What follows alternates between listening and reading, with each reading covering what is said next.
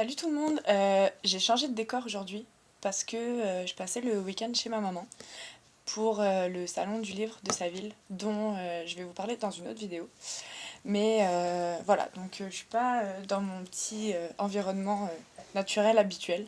J'espère que ça vous perturbera pas trop. Mais bon voilà, ça met un peu de couleur dans la présentation d'aujourd'hui. Donc voilà, c'est lundi encore aujourd'hui. Je vais vous parler donc de ce que j'ai lu et j'ai pas vraiment beaucoup lu cette semaine parce que bon, j'ai pas eu beaucoup le temps, je commence à être en fin de semestre et du coup d'avoir beaucoup de boulot. Et puis surtout, j'étais pas super motivée donc non, j'ai pas beaucoup lu cette semaine. Alors ça risque d'être un peu plus rapide que d'habitude ou pas parce que bon, je parle beaucoup parfois. Mais voilà. Donc cette semaine, j'ai lu un roman un auteur que j'aime beaucoup. Et d'ailleurs, c'était le dernier roman euh, de cet auteur que je devais lire. Maintenant, je les ai tous lus. Donc, c'est Métamorphose en bord de ciel de Mathias Malzieu, qui va s'afficher ici, comme d'habitude. Euh, donc, ce livre-là, je voulais le lire depuis un bon moment parce que j'ai été très attirée par le titre et la couverture, que je trouvais vraiment très jolie. Et donc voilà, donc je l'ai enfin lu, c'était une lecture très rapide, à peine une centaine, un peu plus d'une centaine de pages, donc c'est allé très vite. Et j'ai encore une fois beaucoup aimé. Donc ça parle de Tom Cloudman, qui est un cascadeur à vélo, et qui en fait donc fait beaucoup de spectacles et tout. Et il a un accident, donc on le transporte à l'hôpital, et là on se rend compte qu'il est atteint d'un cancer. Que lui personnellement il appelle la betterave. Et donc voilà, donc ça traite de maladie. Et en fin de compte, lui, son rêve le plus cher, c'est de voler. Donc il va aller détruire en fait la nuit tous les oreillers des chambres d'hôpital pour se construire une paire d'ailes pour pouvoir s'envoler. Et en fait, il fait la rencontre d'une femme qui est mi-femme, mi-oiseau, qui s'appelle Endorphine. Et du coup, elle lui propose de le métamorphoser en oiseau, sous certaines conditions. Donc voilà, je vous en dis pas plus. Mais bon, c'est encore un très beau roman de Malzieu, où on retrouve bien sa plume et son univers super poétique et fantastique un peu, qui nous fait rêver, donc avec un univers un peu qui fait penser un peu au film de Burton. Euh, et du coup, c'est un peu, c'est récurrent dans tous ces romans en fait. C'est très joli, les phrases sont très imagées, c'est très beau. Et voilà, on est complètement transporté. Moi, j'ai beaucoup aimé. Bon, ça détrône pas la mécanique du cœur, qui est vraiment mon préféré. Mais c'était vraiment une lecture sympa. J'ai beaucoup aimé la façon en fait dont il traite ce thème, en le rendant pas pathétique du tout, mais justement très tendre et il nous fait voyager en fait autrement à travers ce thème de la maladie.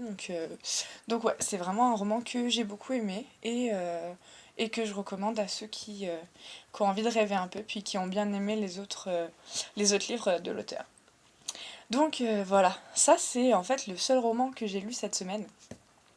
J'ai pas été très motivée comme je l'ai dit au départ. Mais bon, ça me gratte le nez, je suis désolée. Euh, j'ai été donc hier à la bibliothèque avec ma mère et j'en ai profité pour prendre des bandes dessinées. Donc j'ai au moins lu ça aussi cette semaine. Donc, je suis vraiment désolée.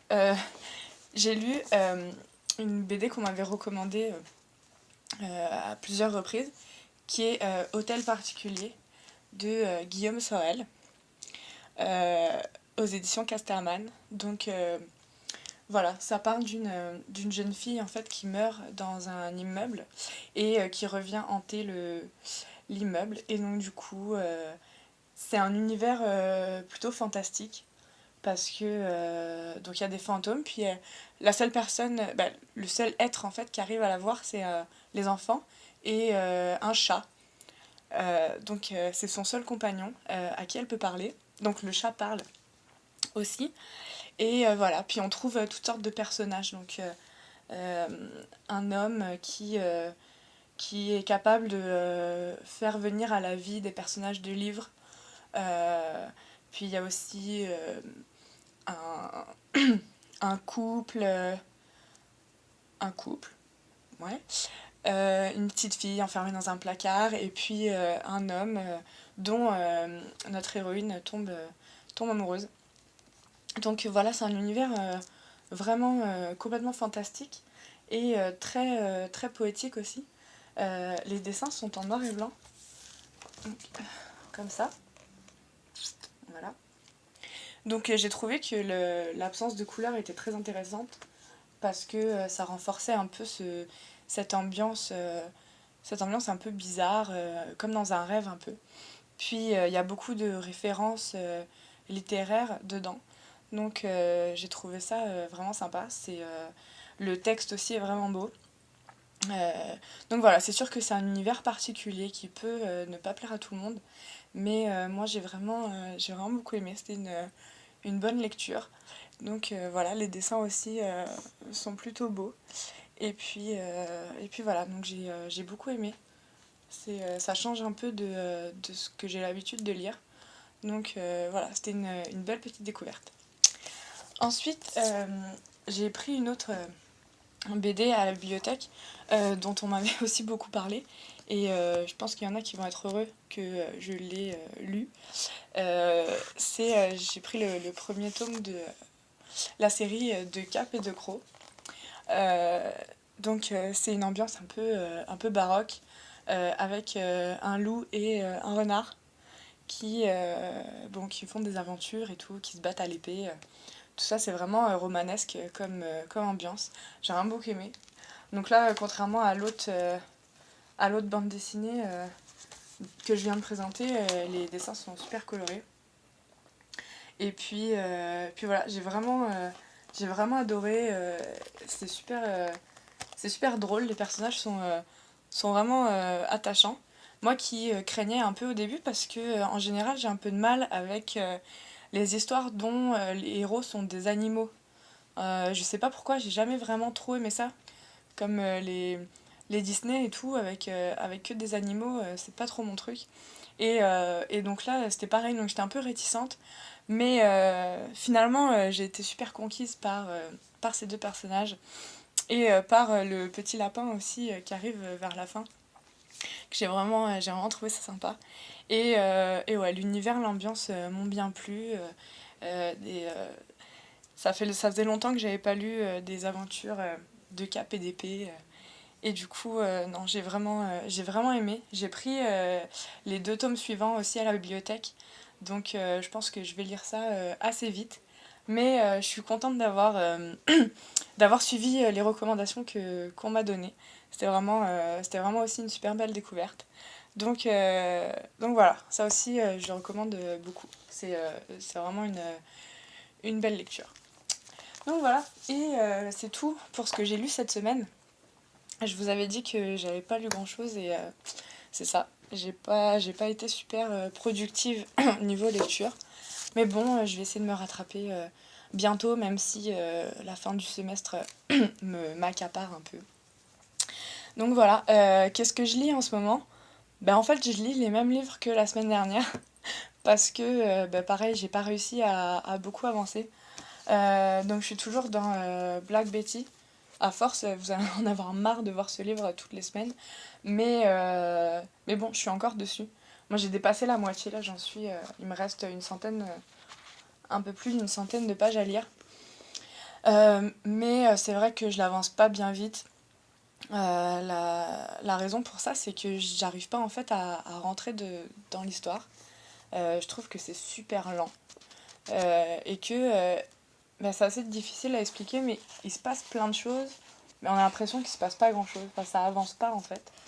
Euh, le personnage principal donc, qui est en charge de retrouver Black Betty, donc la fille qui a disparu, euh, en fait, il se promène partout et il va interroger plein de personnes.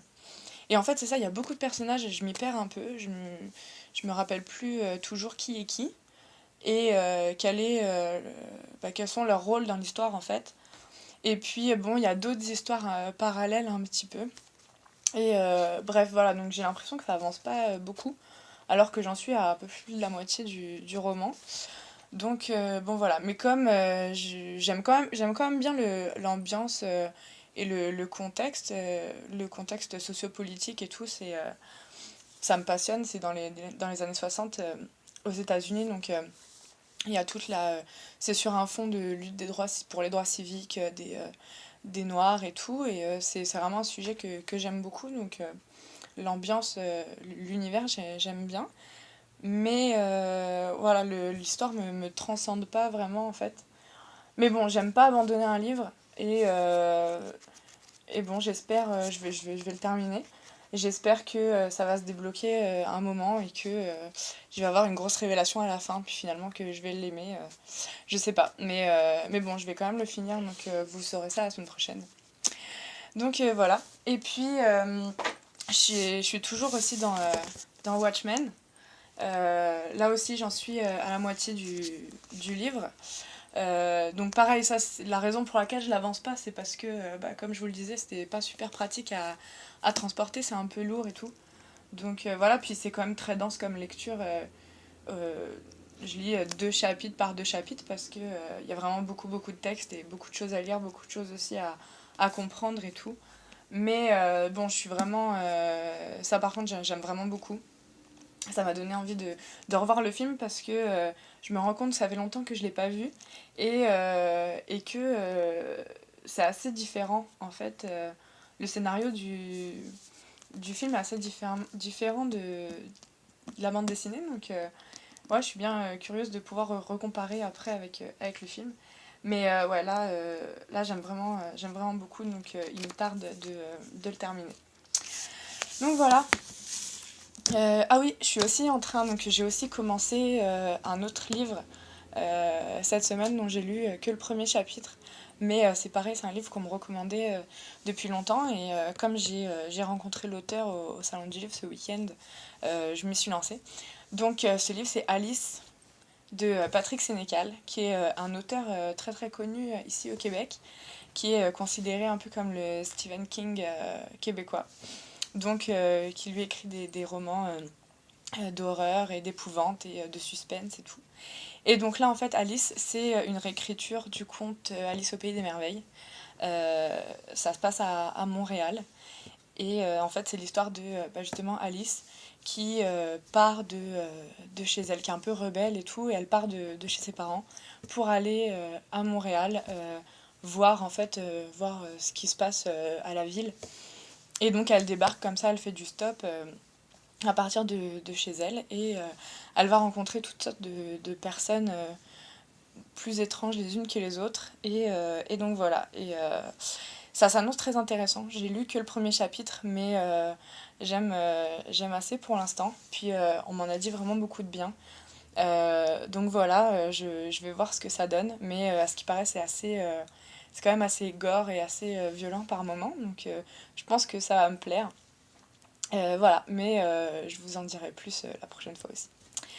Donc voilà, c'est ça pour mes lectures en cours. Je vais essayer d'avancer. J'arrive pas à résister à commencer 1000 livres en même temps.